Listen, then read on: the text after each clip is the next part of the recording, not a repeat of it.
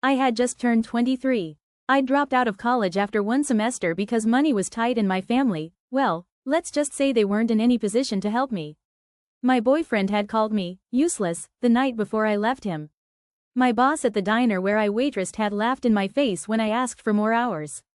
I felt small, invisible, like I was always on the outside of everyone else's life, knocking on a door that never opened. So when I saw the flyer at the bus stop, night receptionist wanted. Quiet hours, cash weekly, no experience necessary, I thought it was fate. It wasn't fate, it was a trap. The Hollow Pines Inn looked harmless at first glance. White paint peeling, a wraparound porch with a crooked swing, a fountain that burbled but never flowed. Quaint, quiet, too quiet. Inside, the air felt heavy.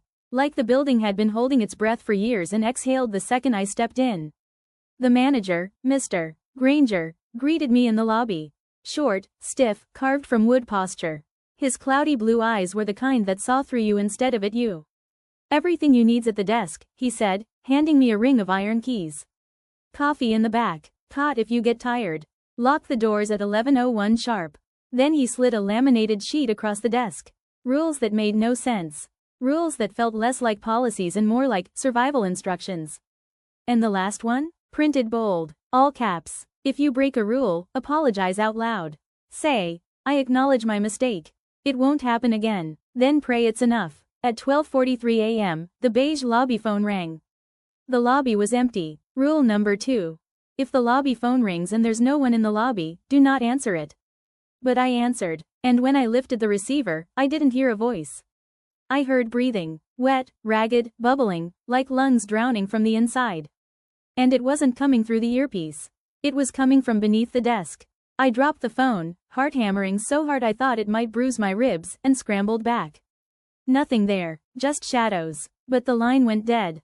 And I remembered the last rule. I acknowledge my mistake. It won't happen again. My voice shook as I whispered it. And deep inside the inn, a door I hadn't touched clicked open. At 1:10 a.m., the front doors I'd locked at 11:01 shuddered violently. A tall, gaunt man pressed his face against the glass. Pale skin, cold dark eyes, a crooked smile like he was practicing it for the first time. He mouthed, "Room, please." Rule number 3.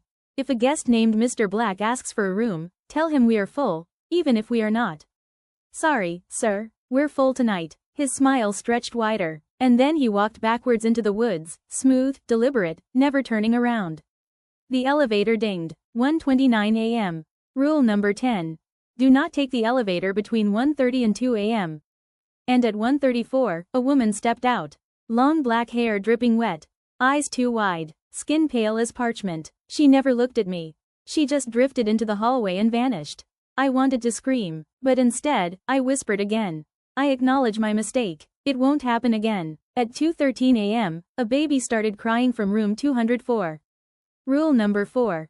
Between 2:13 and 2:27, you may hear a baby crying from room 204. Do not go up there. No one is in that room. The crying grew sharper, angrier, desperate, until it wasn't a baby anymore, it was something else. Something tearing itself apart. I gripped the desk until my nails split. My chest heaved with sobs I wouldn't let out. And then, silence. But silence didn't mean safety. It meant something was listening. At 3:05 a.m., I made my worst mistake yet. I looked into the mirror by room 108. And I saw him. A tall, gray-faced man with no eyes, standing behind me in the reflection. Leaning over, hand raised, I spun. No one was there. But the mirror still showed him reaching. I ran. I whispered the words again, breath ragged. "I acknowledge my mistake. It won't happen again." And the hotel laughed, not with sound, but with the creaks in its bones, the sighs in its walls. Like it knew I wouldn't last. At 3:59, she came. The woman in the green dress. She rose from the ground outside the lobby window. Skin pale and waterlogged, hair hanging in ropes, eyes bulging like she had drowned. She stared through the glass. And I knew, if I stared back, she'd come inside. I killed the lights, hid under the desk. When I looked back, she was gone. Gone, but not gone. Because her reflection lingered in the window. Smiling. At 4:44, my mother called my name. "Emily, sweetheart, please, it's me." Her voice was soft, familiar, perfect, but too perfect. Rule number 9. At exactly 4:44 a.m., You may hear someone whisper your name. Do not respond, even if it sounds like your mother. I covered my ears, shut my eyes, rocked like a child in the dark. But even then, the voice slid into me like smoke, wrapping around my ribs. It wasn't just mimicking her. It was learning me. At 5:50 a.m., 10 minutes before sunrise, the elevator dinged again. A little boy stepped out. Pajamas rumpled, hair messy. Can you help me find my room? He asked sweetly. What number? I whispered. He smiled. 103. Room 103. The room that must always stay empty. His eyes turned black. His smile stretched too wide. And then he hissed. You answered the phone. The lights died. The bell rang. And I screamed the words. I acknowledge my mistake. It won't happen again. But it was too late. The hotel wanted me. I should have died that night. I should have become another ghost in their rules. But something snapped in me. I was tired of being powerless, of men laughing at me, of managers exploiting me, of boyfriends calling me useless, of places like this thinking they could eat me alive. So instead of begging, I fought. The bell rang again. I grabbed it, hard, and smashed it against the desk until it cracked. The sound echoed like thunder through the halls. And then I shouted, not the apology, but my own rule. You don't own me. I make the rules now. The hotel groaned. Lights flickered. The boy shrieked, his black eyes boiling into smoke. The woman in the green dress screamed from the window as her skin peeled away like steam. Every shadow, every whisper, every monster, they recoiled. Because for the first time, someone had broken their cycle. And survived. When sunlight hit the windows, the Hollow Pines Inn fell silent. Like it had lost. Mr. Granger found me hours later, stiff smile on his face, blue eyes unblinking. He handed me my paycheck like nothing had happened. You made it, he said.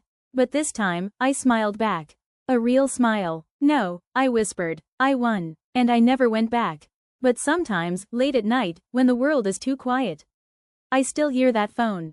And I smile. Because I don't pick it up. Ever. People always ask me, why didn't you just leave? Why not quit halfway? The truth is, I was done running. Done letting others control me. That night wasn't just about surviving Hollow Pines Inn. It was about surviving myself. And sometimes, the only way to win against monsters is to stop following their rules and make your own. If this story gave you chills, hit that like button and tell me in the comments, which rule would you have broken first? And if you've ever felt powerless, if you've ever wanted to flip the script and take revenge on something bigger than you, remember, you're stronger than you think. Subscribe for more real-life stories that